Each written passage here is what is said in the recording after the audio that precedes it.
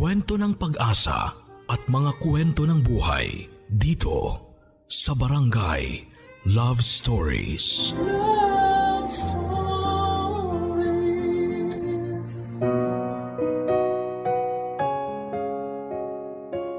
Ang sabi nila, you can't be friends with your ex.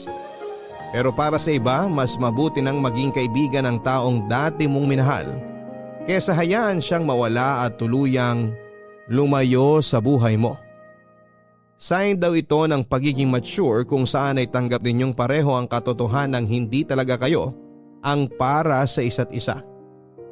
Ganito ang nangyari mismo sa ating kabarangay ngayong araw na itago na lang natin sa pangalang Kisses, kung saan ang ex-boyfriend niyang si Reese ay nauwi sa pagiging boy best friend niya.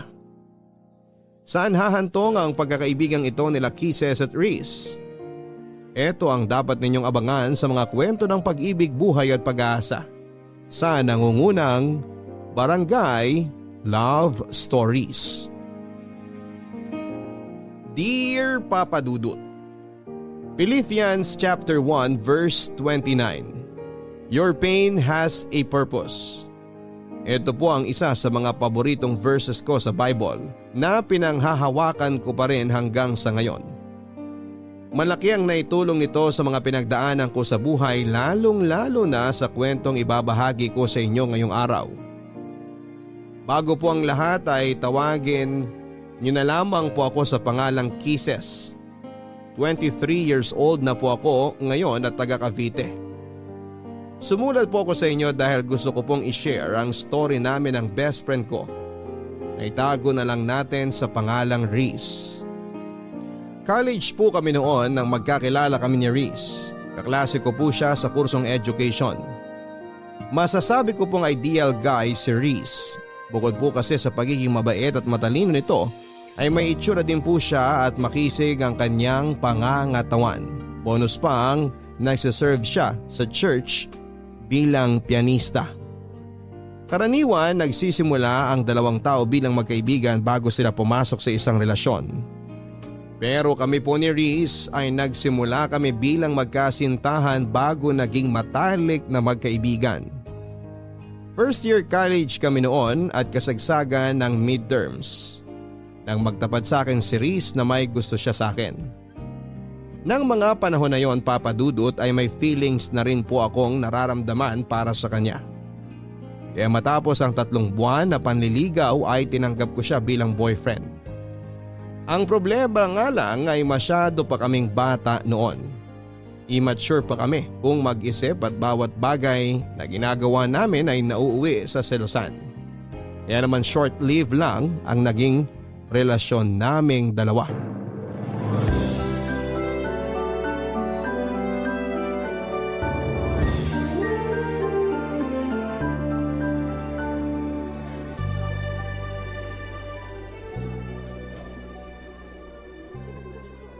Reese, saan pala tayo kakain? Sa cafeteria na lang tayo siguro kumain. Bakit? Gusto mo bang lumabas? Kahit doon na lang tayo sa cafeteria. Nakakatamad din lumabas, ang init kayo. Tsaka kailangan nating pumasok na maaga sa next class natin. Di pa ako nakakapag-review para sa oral recitation mamaya. Oo nga no, may oral pala tayo mamaya. May kopya ka ba ng lesson natin kahapon? Meron, nasa flash drive ko. Gusto mo mag-review na lang tayo habang kumakain? O sige, mas mabuti pa yon. Ah, nga pala. Hindi ako makakasabay pag-uwi mamaya. Bakit? Nag-aya sila Eric eh. Birthday daw ng kapatid niya. Magiinom kayo? Magiinom sila, ako hindi. Marami pa akong gagawin mamayang gabi.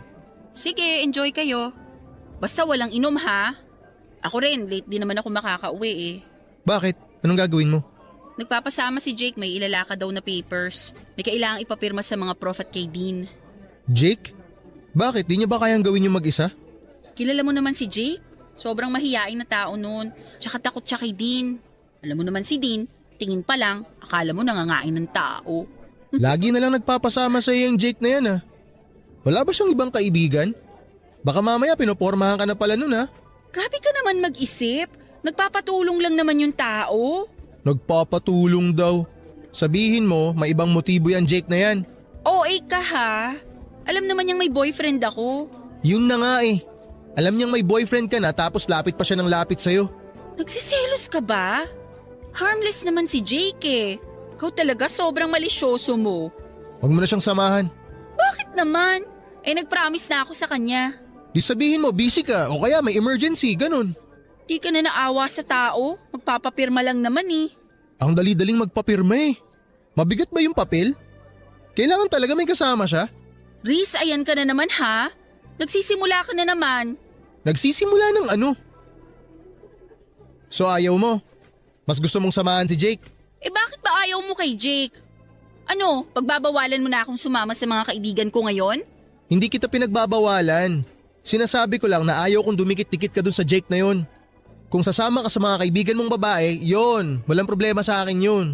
Alam mo, sumusobra na yung pagiging siloso mo eh. Insecure ka ba sa sarili mo at lahat na lang ng tao pinagseselosan mo? O sige, kung gusto mo, di dun ka na sa Jake na yon.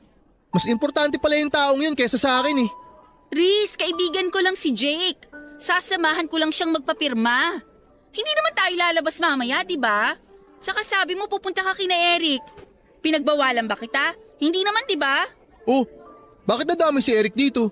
Ang sinasabi ko lang, hindi ako naghihigpit sa'yo. Okay lang sa akin kung sino mga kasama mo. Mag-inom ka, gumala ka. Walang problema sa akin. Sana ganun ka rin sa akin. Bahala ka nga. Doon ka na sa Jake mo. Napakasimpleng bagay ng hinihiling ko, di mo magawa? My gosh, Reese, para kang bata. Di ako na bata. Nawalan na ako ng gana kumain. Oh, ayan. Yan yung flash drive. Mag-review ka mag-isa. Pasama ka doon kay Jake. Reese naman! Oy! Saan ka pupunta? Sa library. Magpapalamig.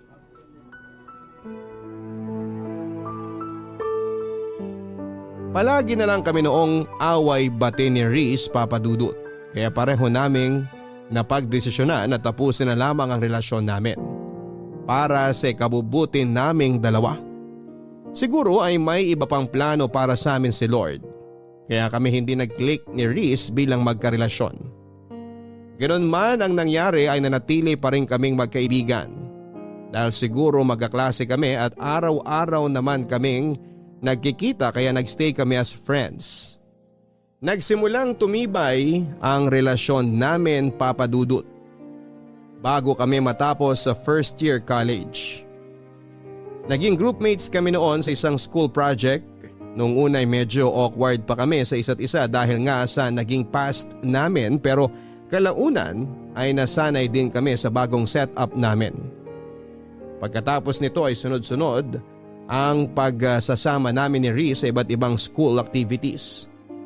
Nagsimula kaming maging study partners kung saan ay nagtutulungan kami sa mga lesson na hirap kaming intindihin. Magaling sa mathematics si Reese, Papa Dudut. Samantalang ako, English naman ang forte ko. Mas lumalim pa ang pagkakaibigan namin dalawa noong inaya niya akong sumama sa church nila. Doon ko lang na-realize na malapit din pala si Reese sa Panginoon. Simula noon ay naging parte na ng routine namin ang magkasamang umattend ng service sa church at sumali sa mga Bible study. Paminsan-minsan ay meron din kaming Bible study sa bahay namin, bahay nila at maging sa school kasama ang iba pa naming kaibigan. Naging hobby na rin naming pareho ang magsulat ng daily devotion na pareho naming binabasa tuwing katapusan ng buwan. Madalas nga ay nagugulat ako, Papa Dudut, dahil kasama ako sa devotions niya na siya namang ipinagpapasalamat ko sa kanya at pati na rin kay Lord.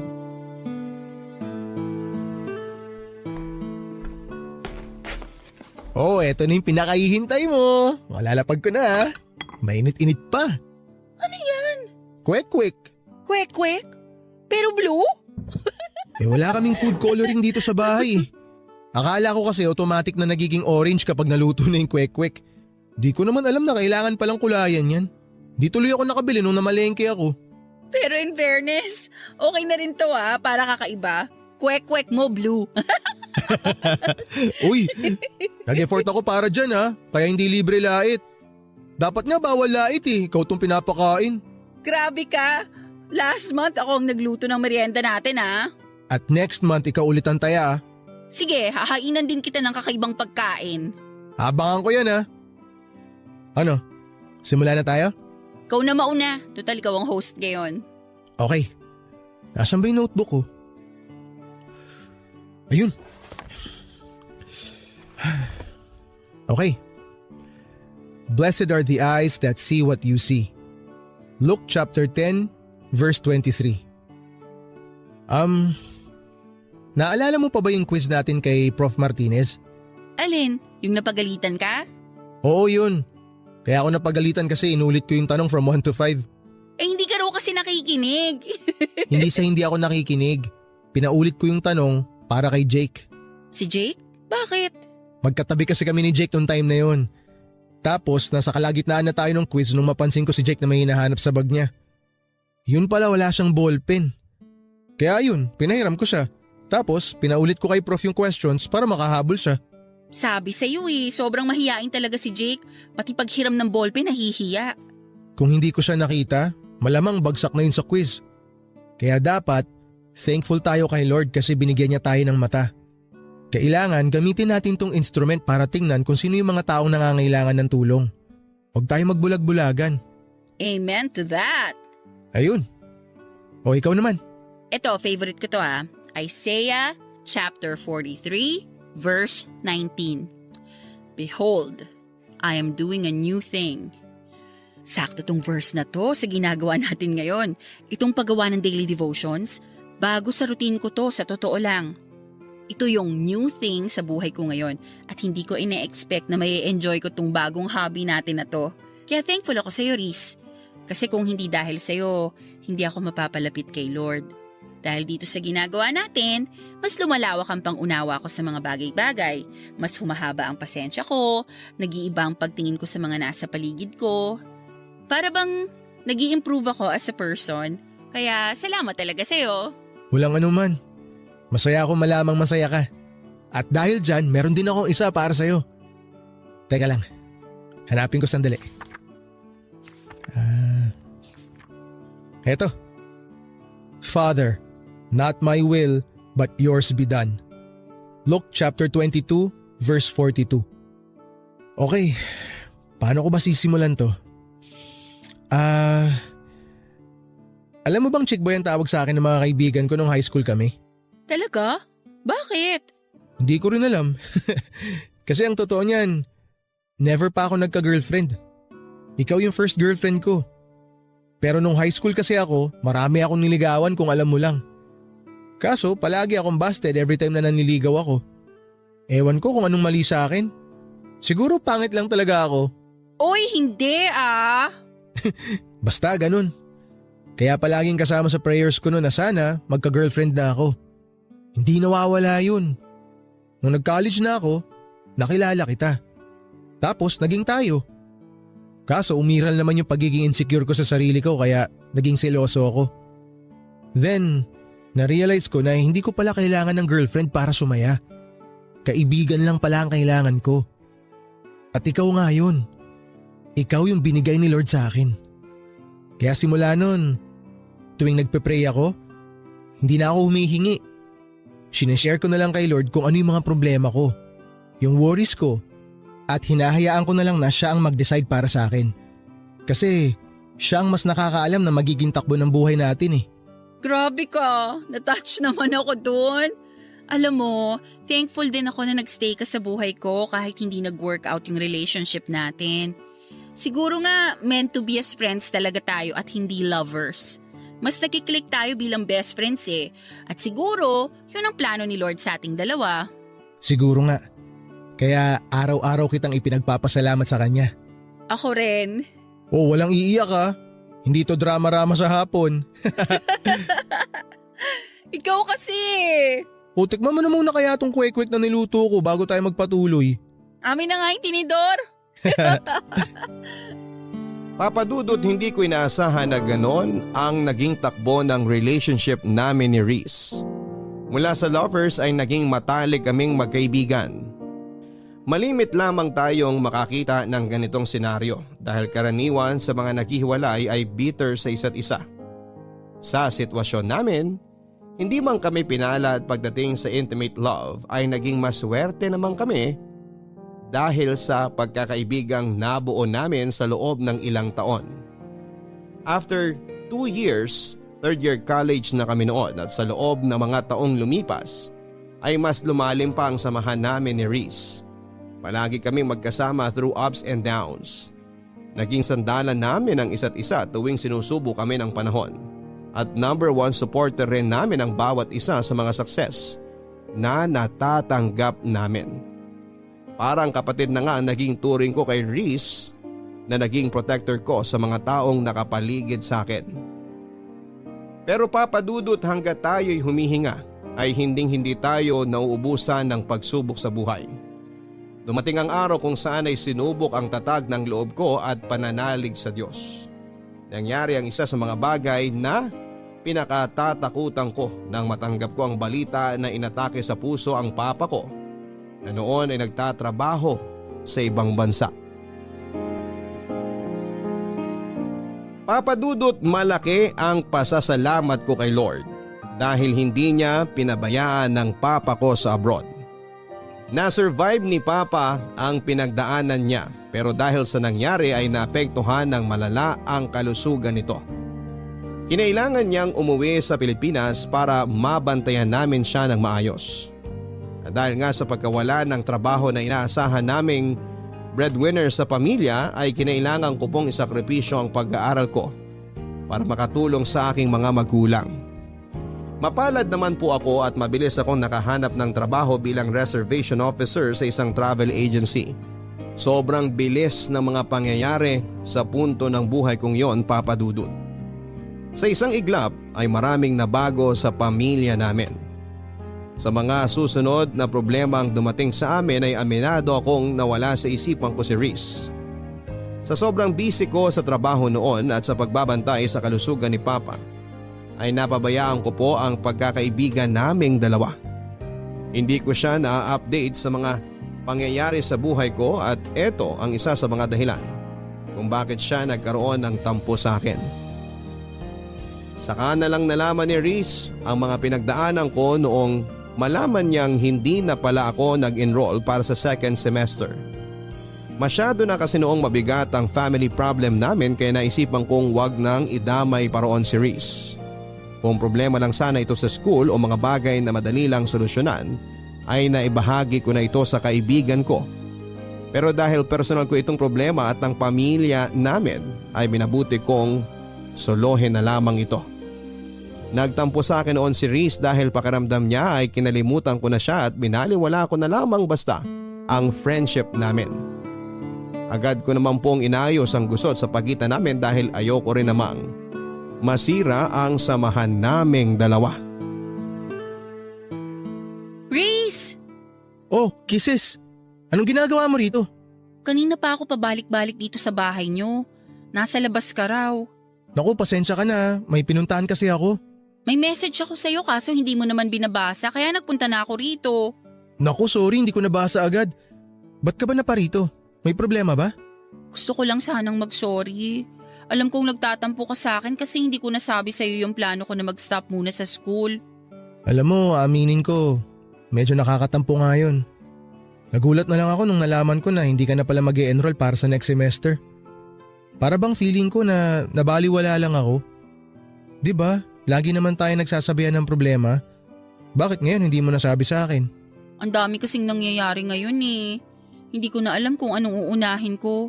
Tsaka akala ko kasi magagawan pa ng paraan kaya hindi ko na sinabi. Kaso wala eh. So wala na talaga? Hindi ka na mag-e-enroll? Hindi na muna. Magtatrabaho na lang muna ako para makapag-ipon. Sorry Kisses ha. Wala akong maitulong sa problema mo ngayon. Alam mo naman, hikaos din kami. Tsaka yung tita ko lang ang nagpapaaral sa akin.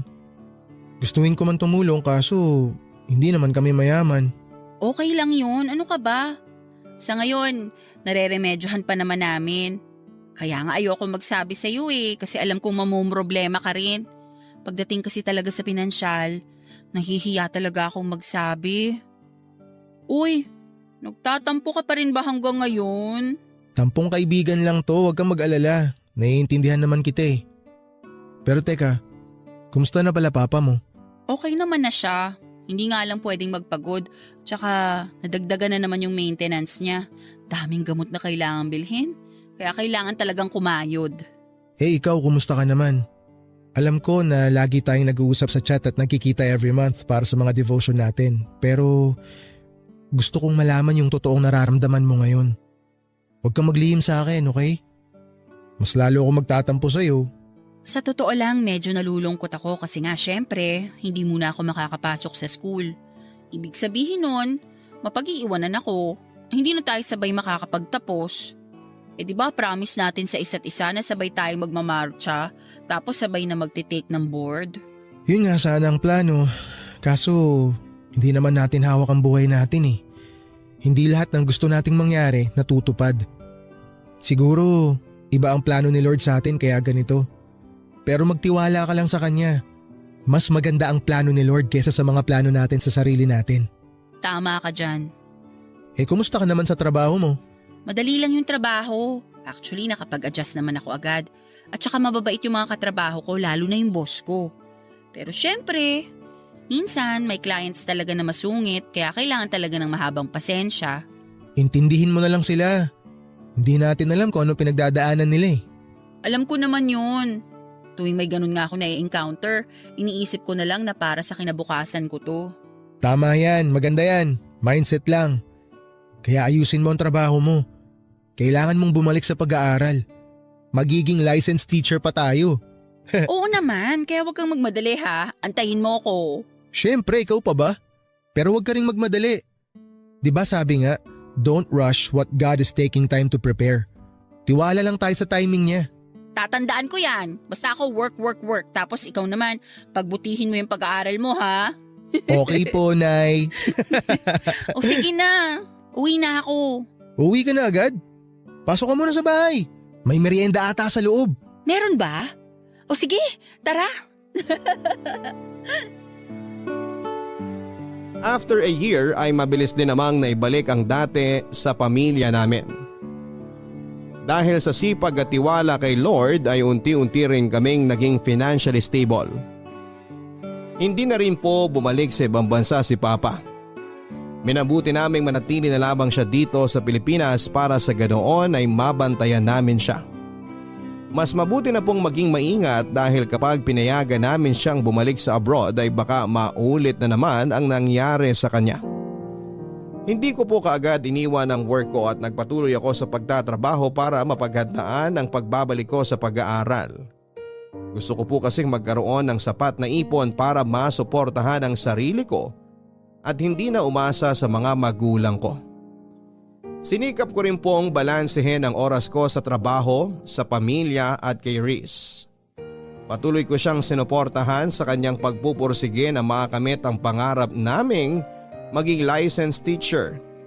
Hindi ko rin po kinalimutang umattend sa mga Bible studies kasama si Riz at ang pagpunta sa mga Sunday service para makapagpasalamat kay Lord sa patuloy na paggabay sa amin at pagbibigay ng blessings. Nang taong pong yon ay nakapagtapos ng pag-aaral si Riz at isa po ko sa mga proud sa achievement na nagawa ng aking kaibigan. Pero sa kabila nito, Papa Dudut, ay hindi ko maiwasang makaramdam ng inggit dahil napag-iwanan na ako ng mga kaklase ko. Pareho naming pinangarap ni Riz na makapagtapos at sabay na ipagmayabang sa mundo ang diplomang matatanggap namin. Pero dahil sa mga hindi magagandang bagay na nangyari sa buhay ko, ay hindi ko na ito magagawa pa kasama ang best friend ko.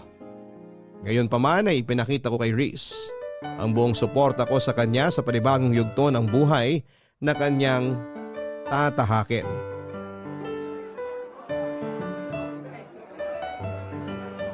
Ate Kisses! Nandito kami! Uy, Jenica! Kanina ko pa kayo hinahanap, nandito lang pala kayo. Ang daming tao, grabe. Di mo na naabutan pagkuha ni Kuya sa diploma niya. Kaka-out ko lang kasi sa trabaho tapos bumili pa ako ng regalo. Kaya nga ako laging nagpapasend sa'yo ng pictures para kahit papano makita ko yung reaction niya during graduation. Madami akong sinend sa'yo. Oo nga salamat. Nakasave na lahat sa phone ko. Teka, nasa na ba siya? Nagpapapicture pa yata sa mga kaklase nyo. Oh, ayan na pala si Kuya! Kuya, congratulations! Thank you, thank you. Ang pogi naman ng bagong graduate. Bagong gupit. Siyempre naman, dapat gwapo tayo sa mga picture. Talagang pinaghandaan ah. Ito yung matagal na nating hinihintay eh. Oo nga, sa wakas abot kamay mo na rin ang pangarap mo. Hindi pa, may board exam pa tayo. Pero at least natapos mo na yung first step. Lisensya na lang ang kulang. Alam mo, naiinggit ako sa inyo eh. Kasi tapos na kayo, samantalang ako. On hold pa lang ang future ko. Hanggang ngayon ba yan pa rin ang nararamdaman mo? Hindi ka naman napag-iiwanan eh. Isipin mo na lang na nakabreak ka lang. Tsaka hindi naman karera ang buhay. Hindi to pabilisan. Nakakalungkot nga eh kasi marami sa atin na masyado nagmamadali sa buhay. Minsan nakakalimutan na nilang i-enjoy yung moment. Hindi ko rin naman kasi maiwasang makaramdam ng inggit eh. Parang ngayon, ang sarap sana sa feeling kung nakasuot rin ako ng toga. Ang saya sana kung kasama ako sa class picture nyo, na may pangalan din ako sa yearbook. Siyempre, kayo yung mga nakasama ko nung journey ko sa pagiging teacher ko. Kaya nalulungkot lang ako na hindi ko kayo makakasabay. Ano ka ba? Walang expiration date ang pag-aaral. Pwede ka naman bumalik sa school anytime eh. Makukuha mo pa rin yung diploma mo. Magiging teacher ka rin balang araw. Makakamit mo yung pangarap mo basta magpursige ka lang. Huwag kang panghinaan ng loob. Mas proud nga ako sa iyo eh kasi nakakatulong ka na sa pamilya mo kahit hindi ka pa-graduate. At sure ako pati mga magulang mo proud na proud din sa'yo. Salamat ah. Ay nako, nagdrama pa ako. Ngayon pa talaga na dapat happy lang kasi moment mo to. Bida-bida talaga ako minsan no. Anong minsan? Madalas. Ay talaga ba? Biro lang. Sige, di ko nabibigay tong gift mo. May regalo ka sa akin? Nasaan? O ayan. Congratulations! Uy! Salamat, nag-abala ka pa. Sus, kunwari ka pa, eh gusto mo rin naman. Nakailang pasaring ka na kaya tungkol sa regalo mo. Joke lang naman yun, tinutuo mo naman. Baliw! Kahit naman hindi ka magpasaring, ibibili talaga kita ng graduation gift kasi deserve mo yan. Proud ako sa'yo, tandaan mo yan. At ikaw, tandaan mo rin na lagi ako nakasupport sa'yo. Siyempre, tulad nga ng sabi ko kanina, proud na proud ako sa'yo. Matagal pa ba kayo dyan? Baka naman gusto nyong sa bahay na lang ipagpatuloy ang tsikahan nyo. Kasi gutom na po ako eh. Bakit, magpapakain ka ba? May surprise handaan sa bahay. Marami kang sponsor kaya umuwi na tayo. Eh paano pa magiging surprise yun kung sinabi mo na? Ay, oo nga pala no. Sorry, hindi ko sinasadya. Ikaw talaga? Napaka-spoiler mo. Kayo kasi ang dami niyong kwento eh. Magkunwari ka na lang na nagulat mamaya. Sige na, tara na. Kisses, halika na. Ganun na nga po ang ginawa ko, Papa Dudut. Katulad ng sinabi sa akin ni Reese ay hindi ako nagpadaig at humabol ako. Ginawa kong motivation ang pagbabalik ko sa school para pagbutihin pa ang trabaho. Nang makakuha ako ng sapat na ipon ay nagsumikap ako makabalik sa pag-aaral. Hindi nga nagtagal ay nakapag-enroll po ulit ako sa university kung saan kami sabay na nag-aral ni Reese. Sobrang saya ni Reese nang mabalitaan niyang nagbalik na ako sa eskwela para ipagpatuloy ang kurso ko. Sa katunayan ay mas excited pa nga siya kesa sa akin. Sa pagkakataong yon, sa halip na mag-enroll sa isang review center at paghandaan ang kanyang board exam ay naisipan ni Reese na maghanap na muna ng trabaho. Ayon sa kanya, siya naman na mag-iipon habang ako ay nag-aaral pa. Gusto raw kasi niya na hintayin ako para sabay kaming makapag-review at sabay na maging lisensyadong guro. Yung kasi ang pangako namin sa isa't isa, Papa Dudut, na sabay naming aabutin ang mga pangarap namin. Sobrang na-appreciate ko pa ang ginawang yun ni Reese para sa akin kaya sineryoso ko ang pag-aaral. Ginawa ko siyang inspirasyon upang mapagbuti ko ang studies ko. Pero ang hindi ko alam, Papa Dudut, ay may iba pa palang plano ang tadhana para sa aming dalawa. Nasa kalagitnaan na ng school year noon nang isang masamang pangyayari ang naganap. Papa Dudut, kasagsagan noon ang final exam para sa midterms. Karaniwan, pagkagising ko sa umaga ay ang cellphone ko ang una kong chinecheck. Pero ng araw na yon ay diretso kagad ako sa CR pagkamulat ng mga mata ko para maligo. Na-late po kasi ako ng gising kaya kinailangan kong magmadali. Hindi ko alam kung bakit pero ng araw na yon ay hindi ko sinunod ang daily routine ko. Kadalasan ko po kasing binabati ng maaga si Reese bago ko simulan ng araw ko. Pero hindi ko ito nagawa ng panahon na yon. Umabol pa ako sa pagre-review habang papunta sa eskwelahan. At pagkarating sa eskwela ay diretso kagad kami sa examination. Sobrang busy ko ng araw na yon, Papa Dudut. Sa katunayan nga ay tanghali na nang magkaroon ako ng oras para i-check ang cellphone ko. Saktong 1:00 noong makita ko ang sunod-sunod na missed calls sa akin ng kapatid ni Reese. Pagkabasa ko sa message ng kapatid nito ay bigla akong nanlamig at binalot ng kaba. Nang mabasa ang gusto nila akong papuntahin sa kanilang bahay as soon as possible. Tagaktak na noon ang malamig na pawis sa mukha ko habang nagmamadaling nagtungo sa bahay nila Reese. Habang nasa daan ay sinusubukan kong kontakin ang kapatid ni Reese upang makibalita kung may nangyari bang masama pero walang sumasagot sa tawag ko.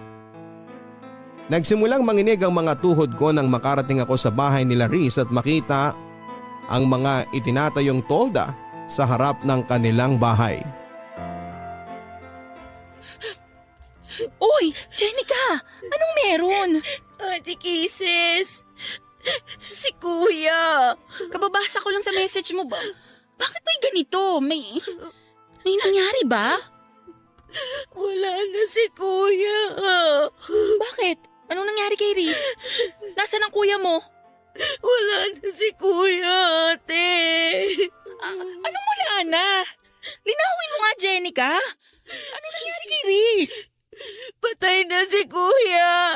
Wala na siya, Ate Kisses. Pagkagising namin kaninang umaga, hindi na siya humihinga. Hindi pwede to. Hindi totoo yan. Kausap ko lang siya kagabi. Magkausap pa kami kagabi. Lahat kami nagulat din, ate.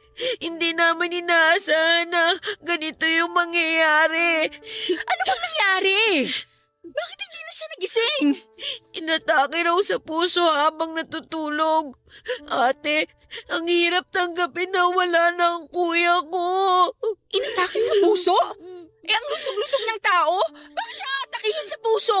Ang bata pa niya. Hindi nga rin namin alam kung paano nangyari yun eh. Alam naman natin kung gaano kaalaga si kuya sa katawan niya. Nasaan na siya ngayon? Nasa punerarya pa rin siya hanggang ngayon. Mamayang gabi pa raw darating yung labi niya. Ano ba yan? Kausap ko lang siya kagabi eh. Ang saya-saya lang namin nagkukwentuhan bago ako natulog. Walang nag-expect na mangyayari to, ate. Wala man lang nga siyang pahiwatig eh. Huli kaming nag-usap nung kumain kami ng hapunan. Pagkatapos nun, nagstay na siya sa kwarto niya. Nag-uusap kami ng mga oras na yon. Nag-good luck pa nga siya sa akin kasi may exam ako. Ang daldal niya pa kagabi. Ang dami niyang gustong pag-usapan. Alam ko na ginawa ko? Pinatulog ko siya. Kako gabi na't may exam pa ako kinabukasan. Tsaka may work din siya kaya maaga ako nagpaalam sa kanya. Nangulit pa nga siya eh. Ayaw niya akong tigilan. Kung alam ko lang sana na yun pala yung huli naming pag-uusap. Hindi ko lang sana siya pinilit matulog. Sana nakipagpuyatan na lang ako sa kanya. Ganyan naman tayo lagi eh. Sa sobrang kampante natin sa buhay natin, nakakalimutan nating hiram lang pala natin to. Ang dami ko rin pagsisisi. Sobra. Sabi pa nga niya, ililibre niya ako pagkatapos ng exam ko kasi alam niyang Hell Week ko ngayon. Yun pala, mas malala pa to sa Hell Week ko. Nakwento rin niya sa akin yan. Sobrang busy ka raw kasi exam, kaya sobrang miss ka na niya. Alam mo ba kung ano huling message ng kuya mo sa akin? I love you. Anong sinagot mo sa kanya? Nag-I love you too ako. Mabuti na lang. Mabuti na lang sinagot ko siya pabalik kasi kung hindi, habang buhay ko yung pagsisisihan. Ang daya ng kuya mo. Bakit naman siya nang iwan ng ganito? Ang dami pa naming plano eh. Nangako siya na hihintayin niya ako makapagtapos para sabay kaming mag-take ng board. Nag-promise siya na ba panoorin pa niya akong magmarcha. Magiging teacher pa siya dapat eh. Ikaw na lang, ate, ang magpatuloy sa mga pangarap ni kuya. Alam kong gagabayan ka niya kahit wala na siya. Paano ko gagawin yan kung wala na yung kaisa-isang tao na nagbibigay ng inspirasyon sa akin? Porke ba wala na si kuya, titigil ka na? Tingin mo gugustuhin niya yon? Hindi ako titigil. Hindi ko alam kung paano ko haharapin ang mga susunod na araw ngayong wala na si Riz. Alam kong hindi ka niya pababayaan. Hindi ka rin pababayaan ni Lord. Si Lord? Siya na pinabayaan ng kuya mo? Bakit naman niya hinayaan na mangyari to kay Riz? May dahilan siya, ate. Huwag natin siyang sisihin sa nangyari. Eh sinong sisisihin natin? Wala. Kasi parte na ng buhay natin ang kamatayan.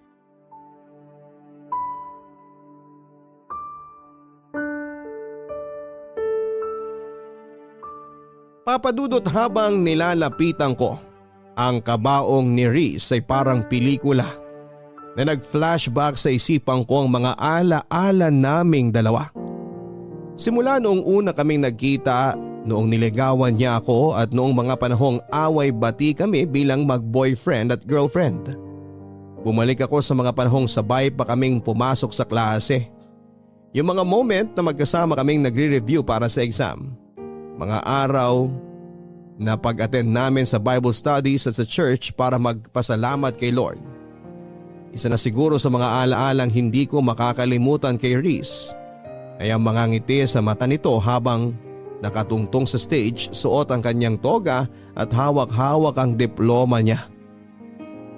Napakabata pa niya para bawiin siya ng Panginoon sa mundong ito, Papa Dudut. Marami pa siyang pwedeng gawin. Marami pa siyang pangarap sa buhay na gustong tuparin. Sobrang sakit lang na maaga akong nawala ng taong hindi ko lang itinuring na basta kaibigan, kundi isang pamilya na rin. Hanggang sa ngayon, Papa Dudut, ay hirap pa akong tanggapin ang nangyari. Hindi ko maiwasang manghinayang sa katotohanan ng isang hinaharap ang kailanman ay hindi na natin makikita ang kalalabasan. Bilang pagpapakita ng aking pagmamahal sa kaibigan ko ay iginugol ko ang buong free time ko sa bahay ni Riz. Isa ako sa mga nakipagpuyatan at nagbantay sa kanyang burol.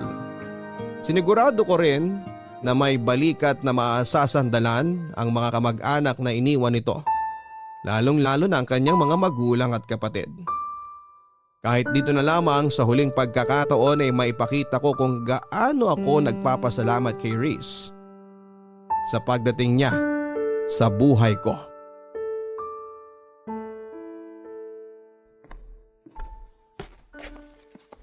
Oh, Ate Kisses, gising ka na pala. Pasensya na, nakatulog ako. Hindi ko na namalayan. Okay lang. Kailangan mo ring magpahinga. Gabi-gabi ka nang nagpupuyat eh. Hindi ko maiwan-iwan ang kuya mo eh. Kahit na ito na lang yung huling pagkakataon na maipakita ko yung respeto at pagpapasalamat ko sa kanya. Ipinagtabi pala kita ng pagkain sa kusina. Kung nagugutom ka na, kumain ka muna. Hindi ka na namin ginising kanina kasi alam kong pagod ka. Salamat ah. Mamaya na lang ako kakain. Pogi ng kuya mo sa graduation picture niya, ano? Pinaghandaan niya yan eh. Di ba nga nagpagupit pa siya? Sabi kasi niya, forever na yung picture na yan. Yan yung katangi-tanging picture na may pagmamalaki niya sa lahat. Milestone picture daw. Kumbaga sa computer games, yan yung patunay na natapos na niya yung last level kaya level up na sa bagong stage. Tapos magagamit lang pala para sa burol niya. Ang saklap. Ganda ng mga ngiti niya, oh. Yan yung isa sa mga mamimiss ko sa kanya. Yung smile niya. Ako, ang mamimiss ko sa kanya, yung araw-araw na pambubulabog niya sa akin tuwing umaga kapag late na ako sa school. Laging on time yung taong yan eh. Ayaw niyang nalilate. Mahalaga ang oras para sa kanya. Tama ka. Inis na inis nga ako sa ugaling niyang yan noon eh. Kasi lagi siya nagmamadali. Kesyo baka matraffic daw o baka mawala ng masasakyan.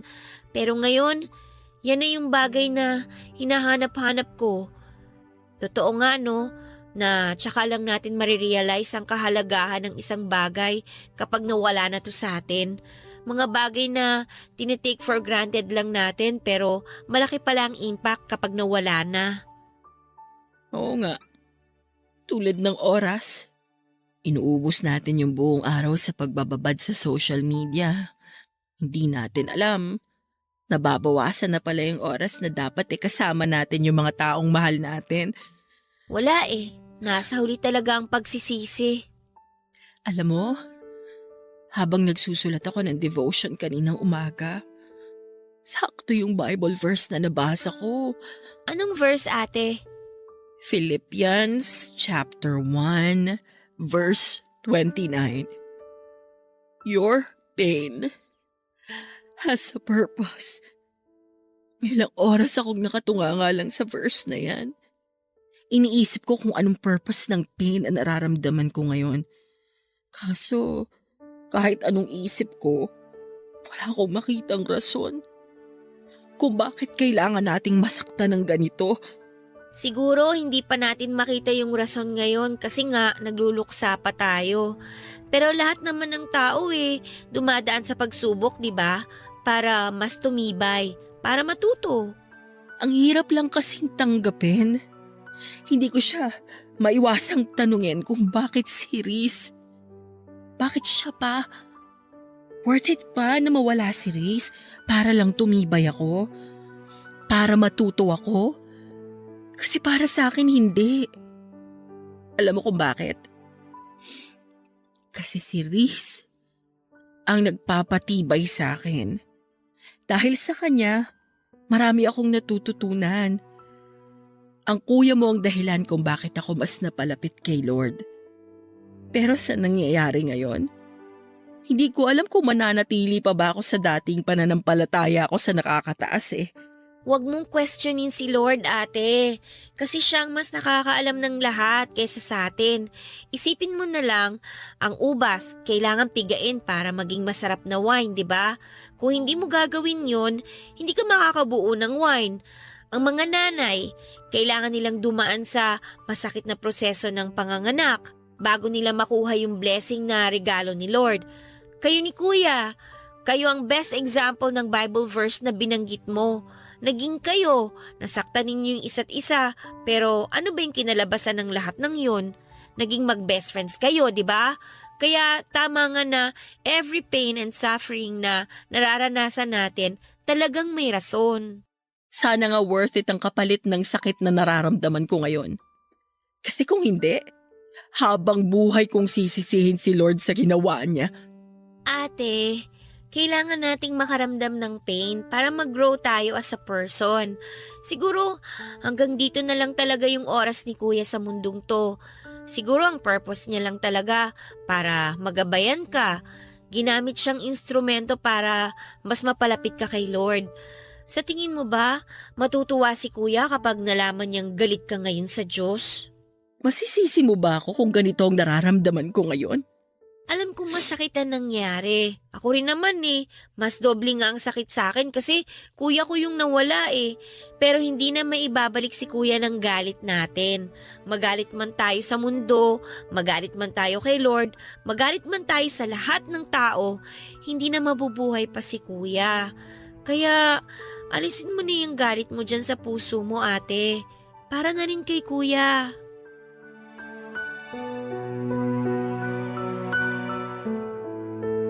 Mahigit 1 linggo rin po naming pinaglamayan ng mga labi ni Riz bago siya inilibing sa kanyang huling hantungan.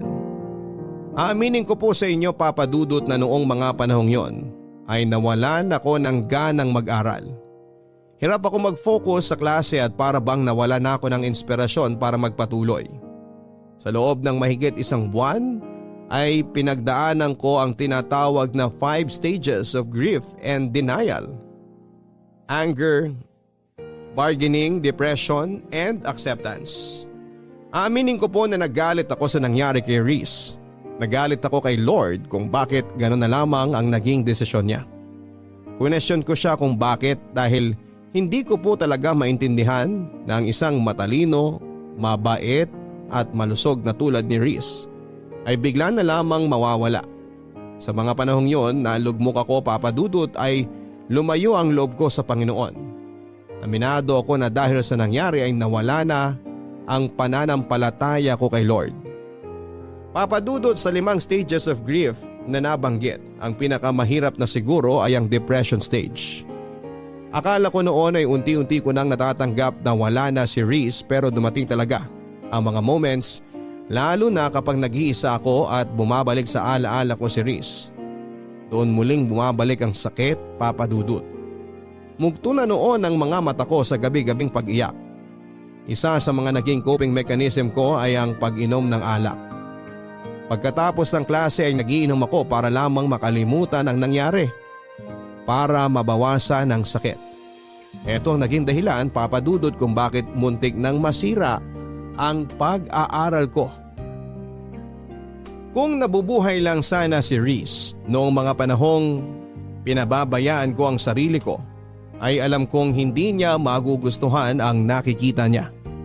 Paniguradong pagagalitan niya ako katulad ng lagi niyang ginagawa tuwing napapansin itong nawawalan na ako ng pag-asa.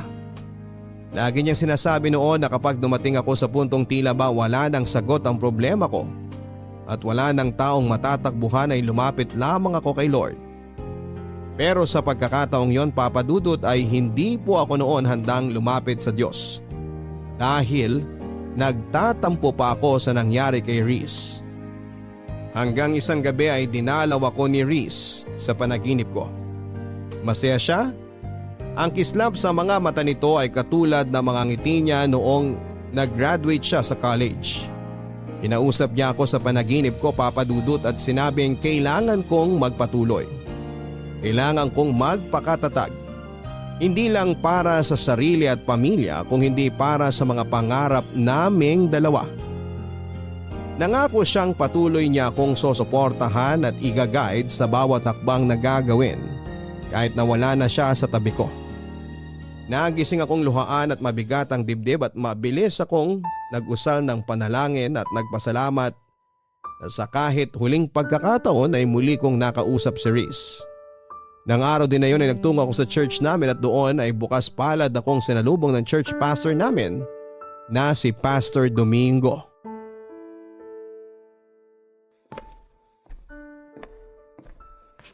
Hello, Kisses. Good morning sa'yo. Good morning po, Pastor Domingo. Masyado po ata akong napaaga ngayon. Sakto lang ang dating mo pero mamaya pang service. Maupo ka muna rito. Magkwentuhan tayo sandali. Sige po, salamat. Kumusta ka na? Ngayon na lang ulit kita nakita rito ah. Oo nga po eh. Marami lang po kasi akong ginawa nitong nakaraang linggo. Kaya po hindi na ako nakapunta rito. Nabalitaan ko nangyari sa kaibigan mong si Reese. Gusto kong malaman mo na nakikiramay ako sa pinagdadaanan mo ngayon, Kisses. Salamat po, Pastor. Kay bait na bata. Naalala ko pa nung una mo siyang ipakilala sa akin. Sobrang bibo. Natuwa ako nung malaman ko na active din pala siya sa simbahan nila. At magaling pang gumamit ng organ. Sobrang lakas po talaga ng pananampalataya ni Reese kay Lord. Kaya hanggang ngayon, hindi ko pa rin talaga lubos maisip kung bakit gano'n na lang ang sinapit niya. Parang napaka-unfair eh.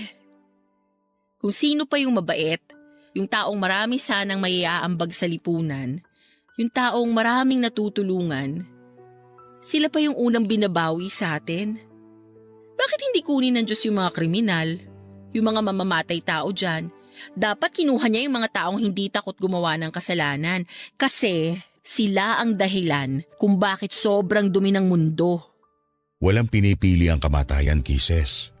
Pero sa tanong mo kung bakit nauunang mawala mga taong mababait, ito ang sagot ko dyan. Kasi maaga silang namulat.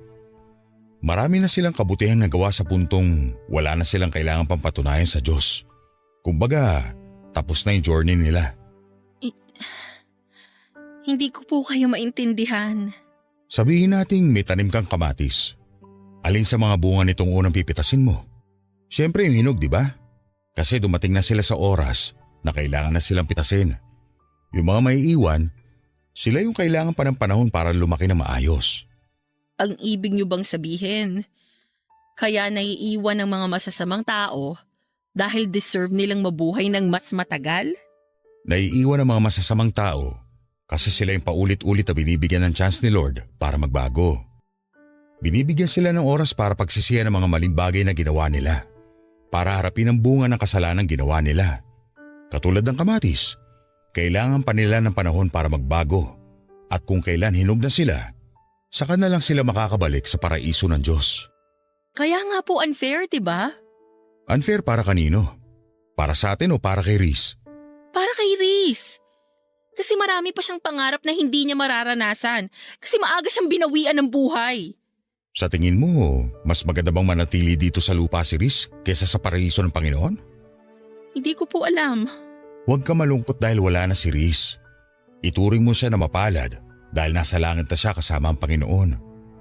Hindi niya na kailangan pa mag-suffer sa mundong ito na puno ng kasalanan. Magdiwang ka kasi nasa paraiso na siya, ang lugar na may panghabang buhay na kapayapaan. Sobrang miss ko na po talaga siya, Pastor. Gamitin mo ang mga alaala niya para magpatuloy. Mahirap ang mawala ng mahal sa buhay. Pero once na tinanggap mo na ang katotohanan nasa masayang lugar ng kaibigan mo, sigurado akong hindi na sakit ang magiging dulot ng mga alaala niya, kundi saya at pasasalamat na kahit sa maikling pagkakataon ay nagkakilala kayong dalawa. Lagi ko po yung tatandaan. Marami pong salamat, Pastor. Walang anuman. Gusto mo bang maging Bible reader sa susunod na linggo? Sige po. Pwede po ba? Oo naman, pwede. O siya, maiwan na kita rito ha. Kailangan ko pa mag-prepare para sa service natin. Maraming salamat po ulit, Pastor. Huwag mong hayaang sirain ang nararamdaman mo ang pananampalataya mo sa Diyos. Malalampasan mo rin lahat to. Magtiwala ka sa Kanya. Papadudot, muli akong nabigyan ng pag-asa nang makausap ko si Pastor. Tama ang mga sinabi niya at alam kong yun din ang bagay na sasabihin sa akin ni Reese kung nabubuhay pa siya, Papadudot. Unti-unti nga ay nakatungtong din ako sa acceptance stage. Sa mga sumunod na buwan ay tinanggap din ng sistema ko na wala na talaga si Reese. Mahirap pero kinailangan kong magpatuloy at ginamit kong motivation ang mga pangarap naming dalawa ni Reese. Kasabay nito ay ang muling pagbabalik ng tiwala ko kay Lord. Humingi rin ako ng tawad sa kanya dahil question ko siya. Isang bagay na naging defense mechanism ng mga taong nasasadlak sa buhay. Mag-isa man ay pinagpatuloy ko ang pag-aaral ko, Papadudot. Pinilit kong magpatuloy sa buhay para kay Reese. Alam kong matutuwa siya kapag dumating na ang araw na suot ko na ang aking toga at nagmamarcha sa sarili kong graduation day. Hindi nga nagtagal ay dumating na nga po ang araw na pinakahihintay ko. Natapos ko ang kurso ko at lahat ng paghihirap at sakripisyong ginawa ko ay inalay ko lahat kay Reese. Habang inaabot ko ang aking diploma sa stage ay hindi ko po maiwasang malula habang ini-imagine ko na isa si Reese sa mga daang taong nanonood sa crowd. Pumapalakpak at humihiyaw para sa tagumpay na nakamit ko. Pagkatapos ng graduation ay nagkaroon ng kaunting salo-salo sa bahay para i-celebrate ang pagtatapos ko ng pag-aaral.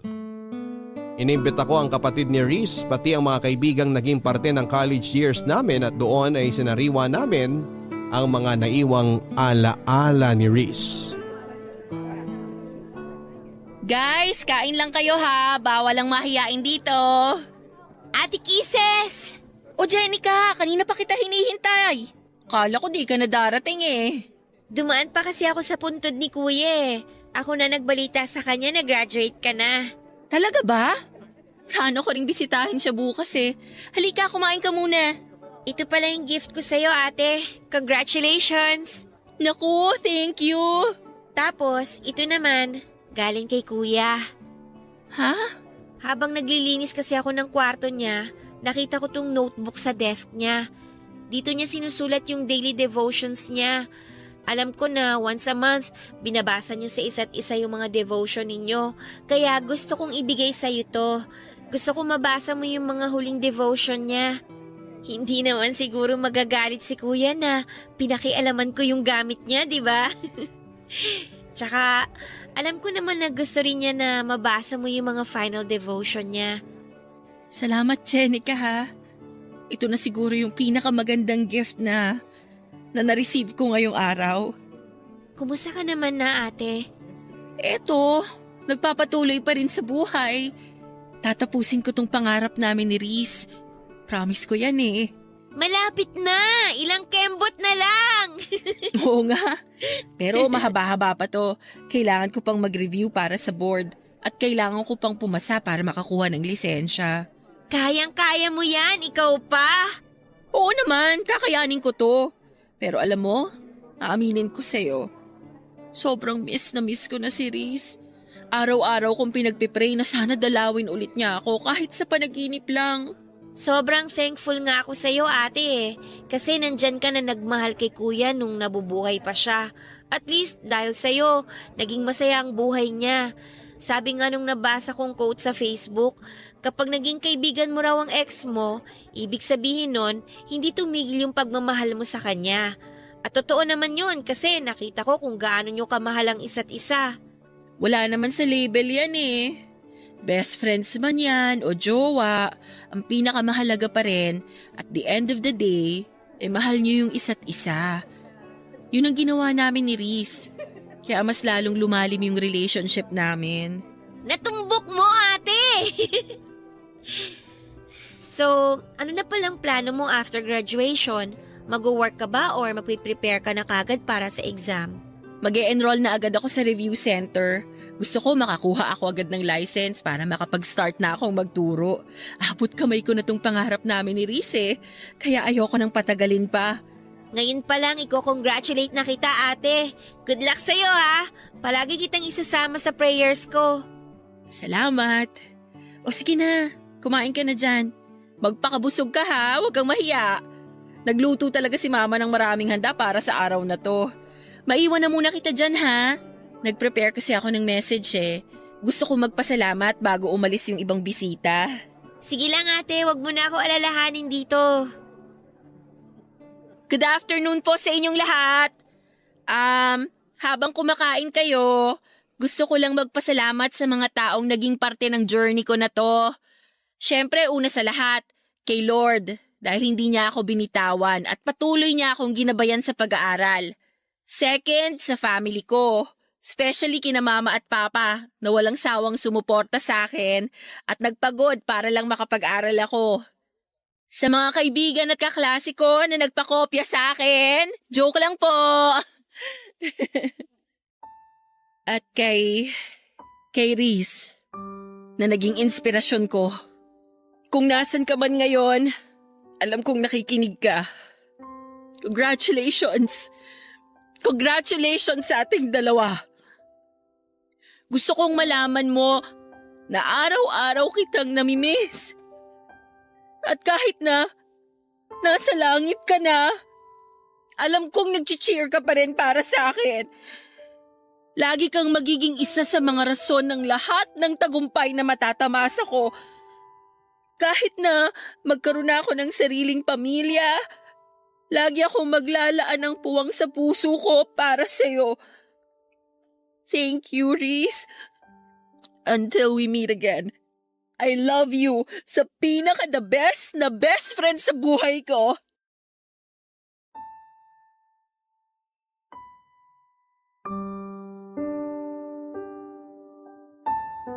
Papadudot, after graduation ay agad ako nag-enroll sa isang review center para makapag-prepare sa LET o Licensure Examination for Teachers. November, noong 2019 nang maipasa ko ang board exam. Labis ang pasasalamat ko kay Lord nang makita ko ang pangalan ko sa listahan ng mga nakapasa.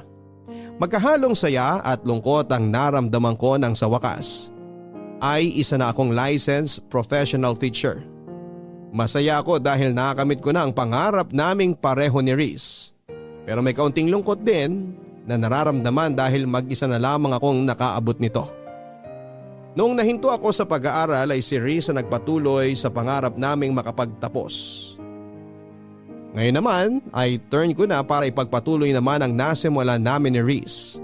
Ito ay ang makapagturo ng hindi lang impormasyon sa mga kabataan kundi magsilbing role model na rin at magtanim ng magagandang asal para sa mga susunod na henerasyon. Hanggang dito na lamang po ang aking kwento, Papa Dudut, at sana ay gawin din itong inspirasyon ng inyong mga listeners lalo na sa mga mag-aaral ngayon. Maraming pagsubok at balakid na ibabato si Lord sa ating buhay pero hindi niya ito ibibigay dahil gusto niya tayong pahirapan. Kung hindi ginawa niya ito para patibayin tayo sa pagharap ng panibagong yugto ng ating buhay. Ang inyong forever kapuso at kabarangay, Kisses. Totoo nga na hindi tayo bibigyan ng Panginoon ng mga pagsubok na hindi natin kayang lampasan. Si Kisses ang nagpatunay niyan ngayong araw. Nawalan man siya ng kaibigan pero nagpatuloy pa rin siya sa buhay hanggang sa maabot niya ang kanyang pangarap. Minsan mga kabarangay ay kailangan nating makaranas ng masasamang bagay sa buhay natin dahil ang mga bagay na ito mismo ang magbibigay sa atin ng kalinawan tungo sa tamang direksyon na dapat nating tahakin. Lagi nating tatandaan na tuwing tayo'y nalulugmok sa problema, lagi nandyan ang Diyos na handang gumabay sa atin. Hanggang sa muli, ako po si Papa Dudut sa mga kwento ng pag-ibig, buhay at pag-asa sa Barangay Love Stories number 1. Mga kwento ng pag-ibig, kwento ng pag-asa at mga kwento ng buhay dito sa Barangay Love Stories. Love Stories. Forever. Nagustuhan ng iyong napakinggan? Ituloy yan via live stream sa www.gmanetwork.com/radio.